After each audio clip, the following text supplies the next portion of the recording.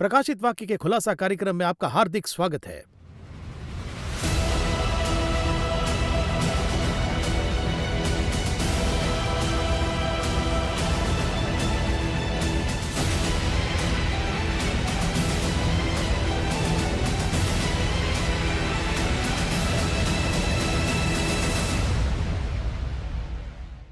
Revelation chapter 21 and 22, the conclusion, उसके अंदर एक final conclusion. Let's welcome brother MD Jagan. Brother Jagan, welcome to the programme. धन्यवाद। Revelation chapter 21 and 22।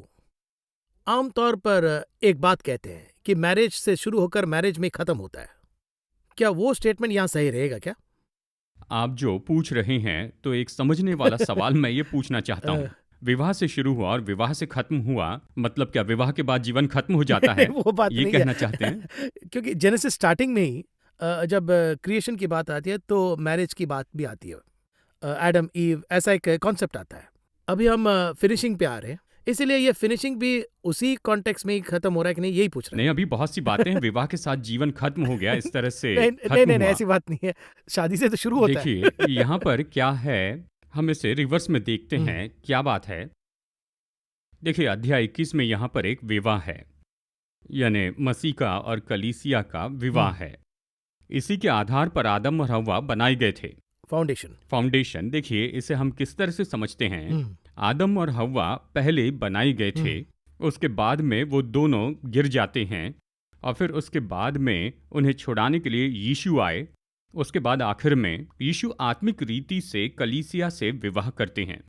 हम इसे इस तरह से समझते हैं ना, ये तो बिल्कुल नॉर्मल वे है, यूजुअल, सामान्य है, नॉर्मल स्क्रीन प्ले। आपके शब्दों में कहूँ, ये नॉर्मल स्क्रीन प्ले है। सच में इसके पीछे फ्लैशबैक है। इसमें भी फ्लैशबैक। जी हाँ, वो क्या है, परमेश्वर ने आदम और हव्वा को क्यों बनाया?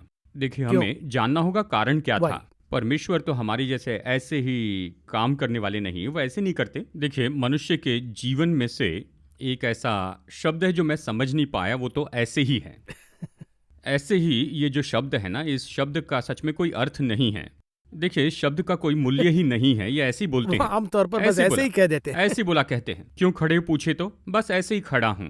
बिना काम की चीज को उठाकर रख देते हैं, पूछे तो कहते हैं ऐसे ही रख दी है। क्यों वहां पर रखी पता नहीं। इसी तरह से परमेश्वर कोई भी काम ऐसे ही नहीं करते हैं। उसके पीछे और उसके हर एक काम के पीछे यानी कई लाखों डायमेंशंस होते हैं। हमारे लिए बस 3D है, 3 डायमेंशन हम समझ पाते हैं। 4th डायमेंशन में हम आत्मिक में जाते हैं, उसके पास लाखों डायमेंशंस हैं। परमेश्वर ने मनुष्य को क्यों बनाया? मलाकी में वचन कहता है उसने एक ही को क्यों बनाया। उसमें परमेश्वर ने पूरी आत्मा दी और उसकी रचना की थी कि परमेश्वर के योग्य संतान वो चाहता है। देखिए परमेश्वर ने सृष्टि की, इसके पीछे कारण ये वचन बताता है, इसलिए कि परमेश्वर की भक्ति के योग्य संतान हो। परमेश्वर की भक्ति करने वाली संतान होनी चाहिए। परमेश्वर आत्मा में है, तो परमेश्वर जो आत्मा है, प्रभु की भक्ति करने वाली संतान, आत्मिक संतान चाहिए कहते। और क्या कहते हैं, एक प्लान बनाते हैं। हमें समझ में आए इस तरह से कहता हूं। अब इसके लिए एक और कॉन्सेप्ट की छवि ये लेकर आते हैं, और ये छवि कौन सी है? देखिए स्वर्ग में जो तंबू है ना, वो हमारी आंखों के सामने दिखने के लिए पृथ्वी पर बनाते हैं। यानी तुम इस जगह को बनाना, वहां पर महापवित्र स्थान बनाना, लकड़ी का संदूक, वाचा का संदूक बनाना, वेदी बनाओ, ये सब दिखने वाली बात थी। हम इसे कह सकते हैं वास्तविकता। फिर एक और है, जैसे कंप्यूटर भाषा में कहते हैं, टेक्निकल भाषा में वर्चुअलिटी, वैसे स्पिरिचुअलिटी, वर्चुअल रियलिटी।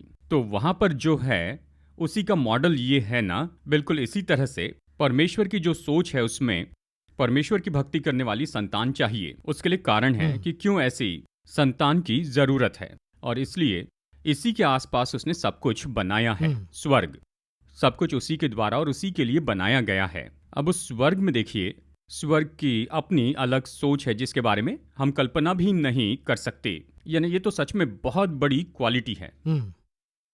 देखिए परमेश्वर की एक ऐसी बात है जिसे देखकर मैं सच में बहुत ही हैरान हो जाता हूँ। कैसे देते हैं? देखिए कहिए एक ग्लास दिया, आप इस ग्लास के साथ कुछ भी कर सकते हैं, कहे तो क्या आप इस बात को मान लेंगे?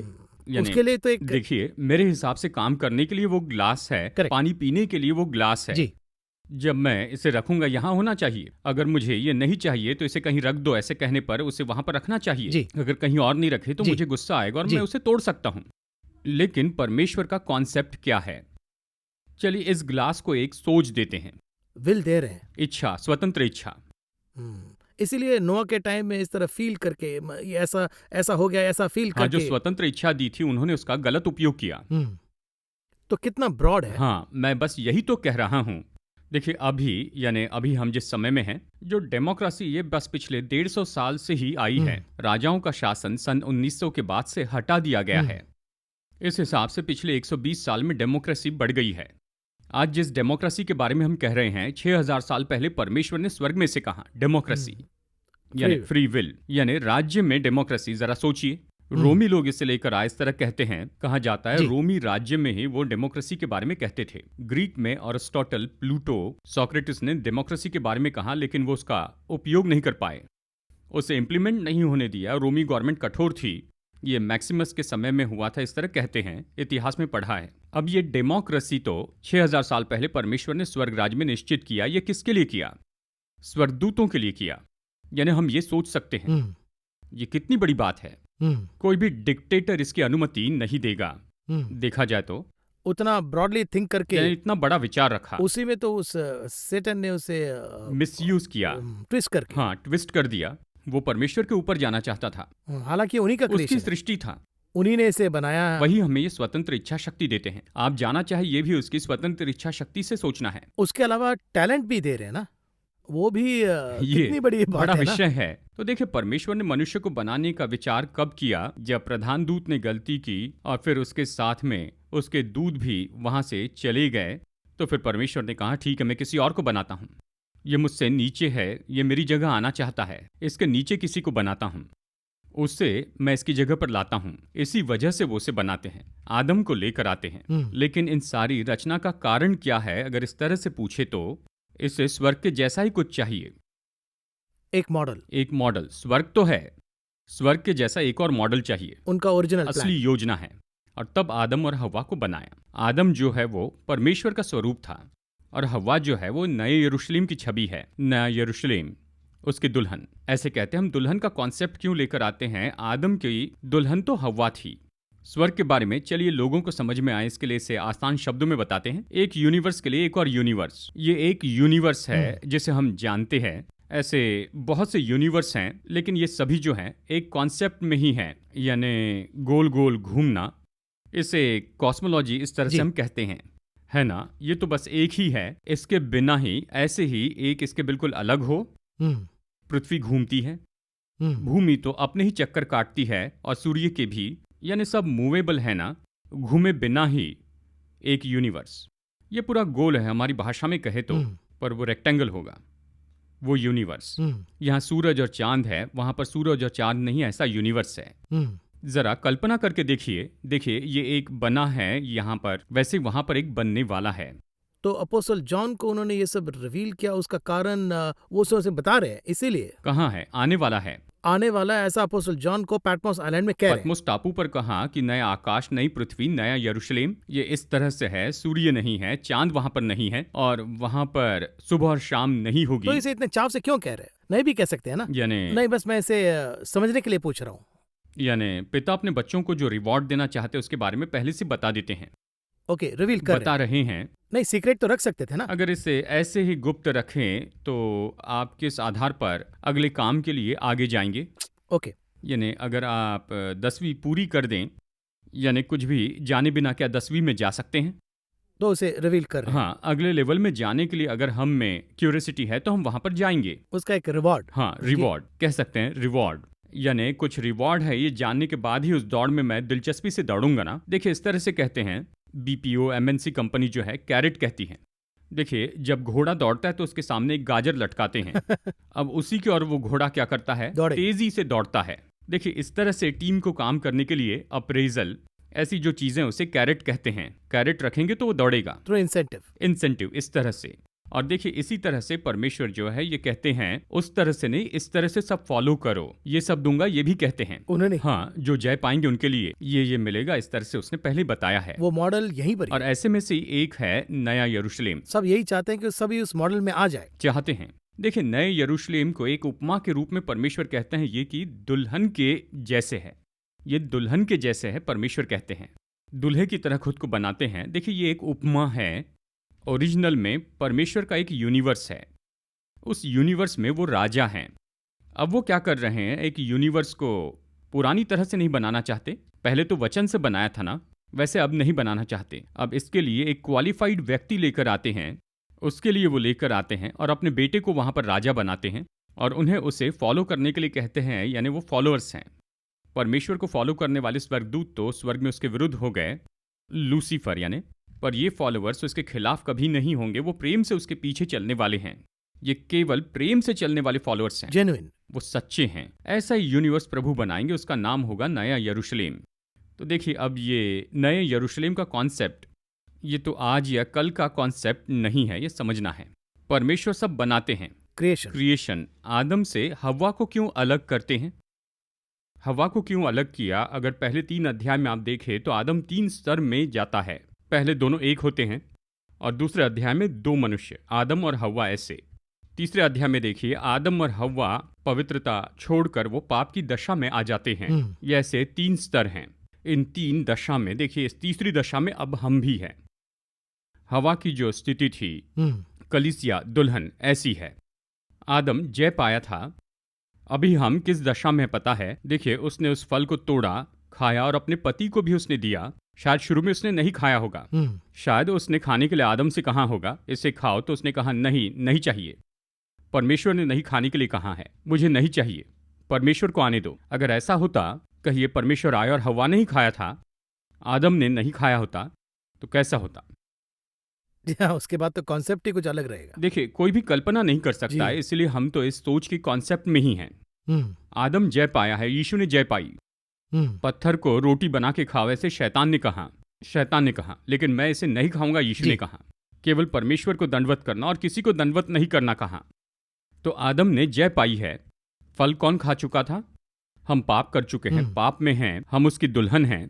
अभी क्या करना है? इसकी दुल्हन को बचाना है। किससे बचाना है? शैतान से बचाना है। तो इस हव्वा के लिए यहां आदम ने जो बलिदान दिया था, बस वही है। अभी उन दोनों ने खाया और वो बाहर आए, यीशु ने छुड़ाते हैं। ये नॉर्मल स्क्रिप्ट है। इस स्क्रिप्ट की ओरिजिनलिटी मैं आपको बता रहा हूं। देखिए, इसके पीछे एक और डायमेंशन है। हव्वा ने फल खा लिया पर आदम ने नहीं खाया। यीशु ने पाप नहीं किया पर कलीसिया ने किया। इस कलीसिया को छुड़ाना है। बचाने के बाद उसे बनाना है निर्दोष और निष्कलंक कलीसिया, सबसे अच्छा बनाकर अपने साथ स्वर्ग में रखते हैं। अब दूसरी स्थिति में आना है। दूसरे अध्याय में आदम और हव्वा कैसे थे? उन दोनों ने फल नहीं खाया था, वो अलग स्थिति में थे। हम भी ऐसी स्थिति में जा रहे हैं। उसके लहू के द्वारा शुद्ध होकर, एक दिन शुद्ध होकर हम यीशु के साथ मिलेंगे। उसके बाद ही पहले अध्याय में जाएंगे। कैसे जाएंगे? एक दिन अनंत काल में जाएंगे। जब अनंत काल में जाएंगे, परमेश्वर और यीशु ये दोनों एक होंगे। हम सब यीशु के साथ में होंगे और सभी एक जैसे होंगे, परिवर्तन हो जाता एक रूप में होंगे। तो इसीलिए बार बार हमें ओवरकम करना है। ये पुश करके ये शब्द जो है ये बार बार आते ही रहता है। देखिए, जब तीसरे से दूसरे में जाते हैं, तीसरे अध्याय से दूसरे अध्याय में जाते हैं, बस वो यहीं पर है इस 21वें अध्याय में। 22वां अध्याय कैसा होगा? ये पहले अध्याय के जैसे होगा। जी हाँ, लेकिन हम क्यों ये जेनेसिस 1, 2 और आप हमेशा कहते हैं 21, 22 को एक एंगल से हमें देखना है, क्योंकि उसमें सैटन नहीं है, ये एक एंगल है। लेकिन इसे पढ़ते वक्त जब मैं इसे एक स्ट्रांग फाउंडेशन से समझने के लिए कुछ अंडरस्टैंड करना जरूरी है, क्योंकि जेनेसिस और रेवलेशन आमतौर पर अगर आप देखेंगे तो लोग जब इसे पढ़ते हैं तो ये जनरली एक ही साइकिल में आते हैं। इन दोनों एंगल को देखकर कंपेयर करके वो नहीं पढ़ रहे। ये जनरली मैं कहता हूँ। तो ये फाउंडेशन क्यों मुख्य है, इसे आप बार बार दोहरा रहे हैं, उसका कारण क्या है? देखिए, ये जो है, इन वचनों को समझने की दशा अलग अलग स्तरों में है। जी, पहले तो मैं बाइबल पढ़ूंगा नॉर्मली, प्रभु पर विश्वास करने के बाद सामान्य विश्वासी प्रार्थना करते हैं, बाइबल पढ़ते हैं। यानी देखिए, वो तो बस इसे एक स्क्रिप्ट के जैसे या कहानी के जैसे पढ़ते हैं। ये सच्चाई है, वो तो फैक्ट ही है। देखिए, इसे पढ़ने के बाद में वचन कहते जाना है। यानी एक बार इसे पूरा पढ़ लेते हैं तो उसके बाद में ये वचन हम में काम करना शुरू करता है, क्योंकि शब्द जो है ये वचन तो बीज है। तो इस तरह से वो उगना शुरू हो जाता है। दूसरी बार, तीसरी बार पढ़ने पर, यानी देखिए, जब ये बीज फटेगा तभी तो, यानी जब देखिए ये बीज फट जाता है तभी वो पौधा निकलता है। डबल एज स्वॉर्ड ऐसा एक, जी हाँ, वचन तलवार है। हाँ ठीक है, वचन तो तलवार है। हाँ वो काम करता ये है। तलवार है। देखिए, जैसे कि बीज फटता है और उसमें से पेड़ निकलता है, वैसे जो वचन के अंदर है वो बाहर आने लगता है। यानी एक समय में ये ऐसे चलता रहेगा, उसके बाद में जो पेड़ आया है उसमें फल लगे होंगे, फ्रूट्स, और आप उसके स्वाद का आनंद उठाने लगेंगे। सो अंदर जाने से वो हाँ, भीतर जाने पर। तो देखिए, जैसे ये फल खाते रहते हैं तो एक दिन उसके अंदर का बीज एक पेड़ बन जाएगा। यानी इस तरह फिर से उत्पत्ति होगी। लोगों को बचाना शुरू करेंगे, चुप नहीं बैठना चुप नहीं रहेंगे, दूसरों को बताएंगे। इस तरह से आप एक बड़े पेड़ बन जाएंगे। यानी देखिए, आपके भीतर में जो बीज है वो फूटेगा, ऐसा एक समय होता है, और उसकी ऐसी बहुत सी अलग अलग डालियां होगी और उसमें बहुत सा प्रकाशन आप पाएंगे। उसमें से एक प्रकाशन है, तो इसे लिखने वाले लेखक के दृष्टिकोण को आप समझ पाएंगे। हाँ, उस स्पिरिट में जी, एक समय में पौलुस ने लिखा, यहाँ पर आप उसके दृष्टिकोण को समझ पाएंगे। एक समय में पौलुस ने क्या लिखा है ये आपके पास्टर बताते हैं, उनके नजरिए से आप देखते हैं। एक ऐसा समय होगा जहां पर इस वचन को लिखने वाली आत्मा आपसे बात करेगी, पवित्र आत्मा, तो आप उसके नजरिए से देखेंगे। देखिए, अगर चर्च में जाते हैं तो वहां पर हमें पास्टर बताते हैं, उनका कहना जो है मेरे दिल को छू लेता है, तो फिर मैं उनसे प्रेम करता हूं।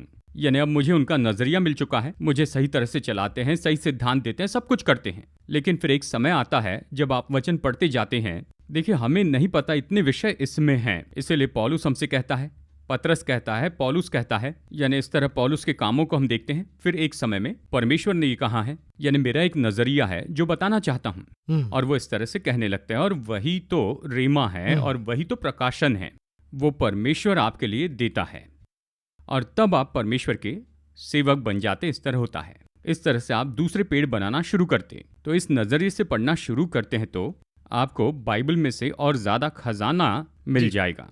तो इसी को हम खोदते खोदते खजाना, खोदकर खजाना निकालना है। जरा सोचिए, बाइबल में हमारे पास 2000 साल में नया नियम है, पुराना नियम 4000 साल का समय है, बाइबल में ये 6000 साल हैं। आज भी ये बिल्कुल नए जैसा है, ऐसी है, फ्रेश है।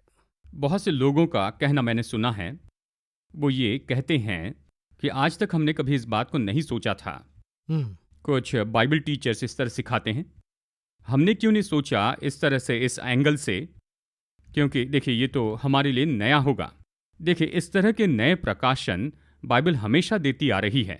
तो जब हम इतना पवित्र होते जाते तभी रेवलेशन, पवित्र आत्मा हम पर काम करेगा, ये कह रहे हैं, ये सही है क्या? देखिए, मैं कितना पवित्र होते जा रहा हूँ ये पवित्र आत्मा मुझे नहीं बताएगा, जब मैं इसे पढ़ते जाऊंगा वो मुझे शुद्ध करेगा। Okay, so the more I download, हाँ, ये जितना मेरे अंदर जाएगा उतना ज्यादा ये मुझे प्रकाश से भरेगा और अंधकार दूर करते चला जाएगा। जितना आत्मा से भरेंगे शरीर उतना दूर होगा, जितना खाएंगे उतनी भूख मिटेगी, जितना पानी पिएंगे उतनी प्यास मिटेगी, जितना वचन आएगा उतनी विजय आएगी। इस तरह ये मुझे बदलता है। बदलते बदलते बाद में एक ऐसा समय आता है कि परमेश्वर हमारे द्वारा उजागर होने लगते हैं। अपोस्टल जॉन उस हद तक पहुंच गए, इसीलिए उन्होंने चाहा हाँ, क्या? उसी के बारे में कहता है कि मैं आत्मा में आ गया। देखिए, हमेशा 2 स्टैंडर्ड होते हैं हमारे आत्मिक जीवन में। देखिए, यही यूहन्ना प्रेरित 2 में पवित्र आत्मा उसके ऊपर उतरता है। जी, करेक्ट। यानी यहाँ यूहन्ना में पवित्र आत्मा आया। जब वो आता है तब यूहन्ना ये सब बताता है, यानी अन्य भाषा में बताता है। यानी वो बताता है, अन्य भाषा में बताता है, तब लोग उसे सुनते हैं। देखिए, यही यूहन्ना प्रकाशित वाक्य 4 में 4थे अध्याय में कहता है, मैं आत्मा में आ गया, प्रभु के द्वारा मैं आत्मा में आ गया। कब? पवित्र आत्मा मेरे अंदर नहीं, मैं पवित्र आत्मा में चला गया, कहता है। ये एक अलग स्तर है। अब उसमें मैं नहीं जाता हूं, कहता अब मैं नहीं बोल रहा और लोग नहीं सुन रहे, परमेश्वर कह रहे हैं और मैं सुन रहा हूं। ऐसे आत्मिक स्तर में आने के लिए ही परमेश्वर ने हमें रखा हुआ है। तो हर एक हफ्ते एक पादरी प्रचार करने से पहले जब वो प्रिपेयर कर रहे हैं तो इस लेवल पे आए तो हर हफ्ते प्रभु क्या कह रहे हैं ये सुनाई देता ही रहेगा। पवित्र आत्मा ने कलीसिया से कहा, जिनके कान हो वो सुन ले। ये स्टैंडर्ड बिल्कुल यहाँ पर आता है। हर हफ्ते मसीह की कलीसिया में रहने वाला जो कोई व्यक्ति है तो वो व्यक्ति पवित्र आत्मा से भर कर कहते हैं। तो वो अगर कह रहे हैं तो समटाइम्स वो हार्ड रहेगा, सॉफ्ट भी रहेगा। प्रभु जो कह रहे हैं उसे बस कह रहे हैं। जी, आत्मा से भरे हुओं का 3 स्तर है। देखिए, पवित्र आत्मा के लिए 3 स्टैंडर्ड है बाइबल में। पाप के लिए, धार्मिकता के लिए और न्याय के लिए पवित्र आत्मा कायल करेगा कहाँ है। यानी किसके बारे में है? पाप के। दूसरा है धार्मिकता के बारे में, तीसरा है न्याय के बारे में। वो इन 3 बातों के बारे में कहेगा। ये कॉम्बो। देखिए ये तो कॉम्बो में है, यूहन्ना 16 में है। वो तो 3 बातों के बारे में ही कहेगा। कलीसिया भी इन तीनों के भीतर है। प्रकाशित वाक्य में 7 कलीसिया हैं। परमेश्वर बात करते हैं, उसने जो भी कहा यहाँ पर आप देख सकते हैं।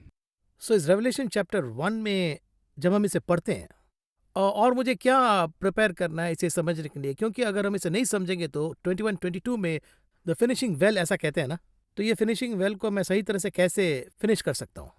देखिए यहाँ 21 अध्याय और 22 अध्याय में नए यरूशलेम के बारे में बताया है। देखिए यही तो इन सारी 66 किताबों का अंत है।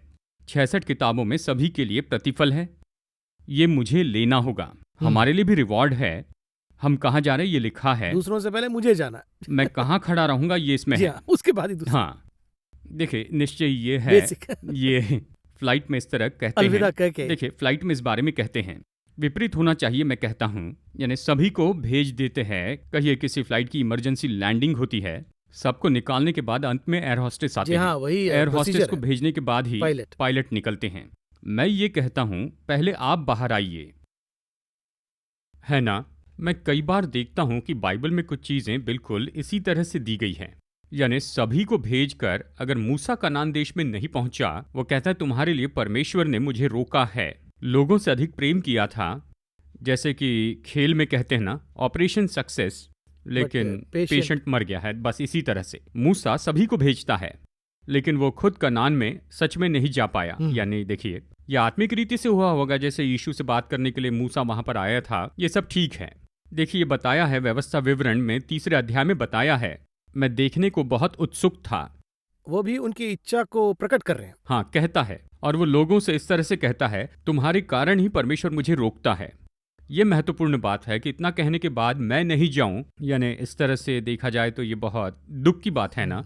ये जो 21 है इतना इंपॉर्टेंट है। और दूसरी बात है ये जेनेसिस 21-22 और इसे हम एक साथ पढ़ना आप कह रहे हैं। इस 21 में और मुख्य एस्पेक्ट्स क्या क्या है? देखिए इसमें जो खास बात है, यानी ये पहला वचन 20वें अध्याय के साथ में हम इसे जोड़कर देख चुके हैं। नया आकाश नई पृथ्वी ये सभी हैं, और पुराना आकाश पुरानी पृथ्वी चली गई, नया यूनिवर्स है।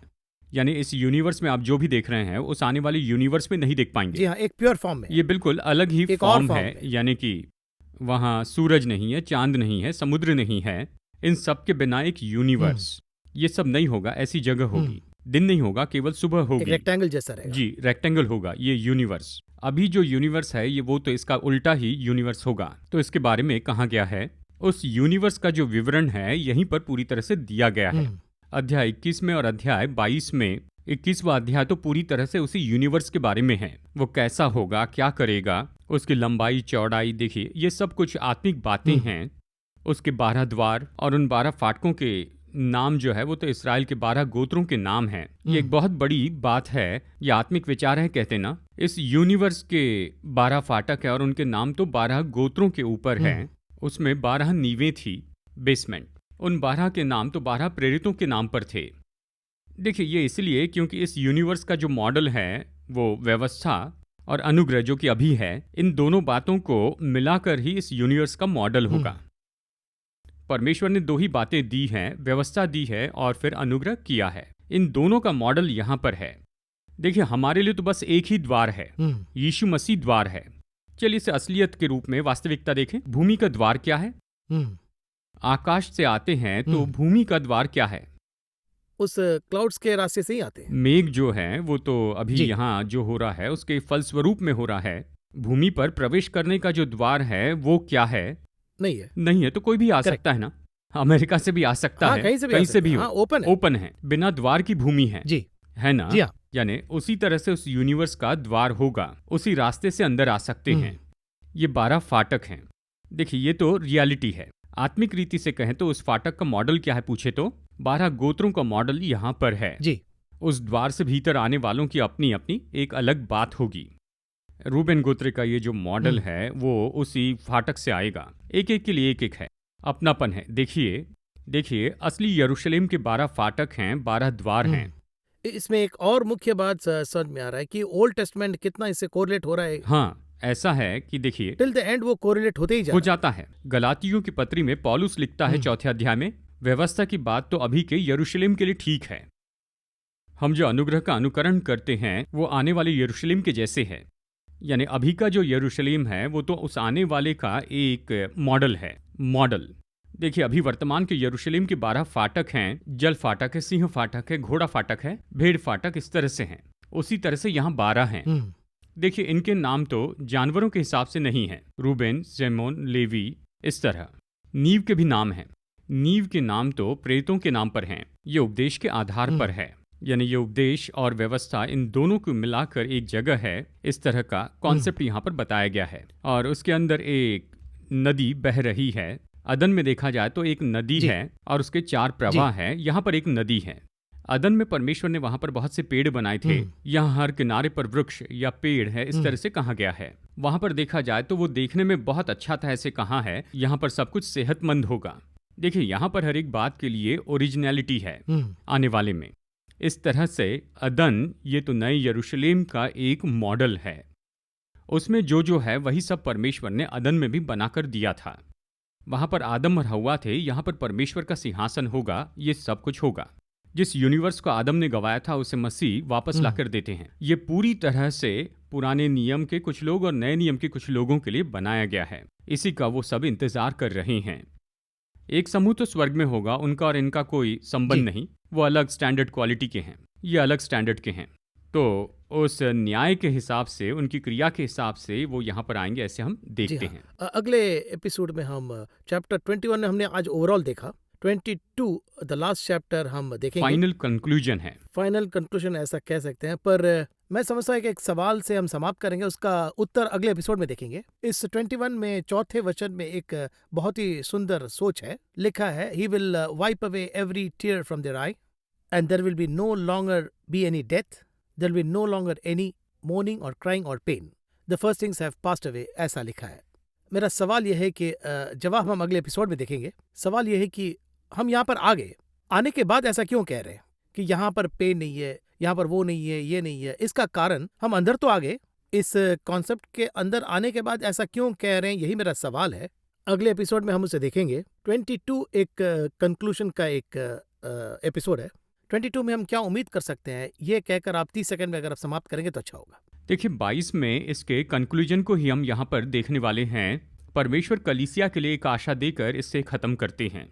वो आशा क्या है और उसे जानकर हमें तैयार रहना है। वो कैसे होंगे जो उसके लिए तैयार हो पाएंगे। देखिए, इसी तरह से अध्याय 22 का ओवरऑल विषय है। इसके बारे में जब हम चर्चा करेंगे तो इसे गहराई से बताऊंगा। अगले एपिसोड के लिए दर्शक का तो पता नहीं, लेकिन मैं बहुत बेचैन हूँ। बहुत सारी हम बातें करेंगे। इस कार्यक्रम में आने के लिए बहुत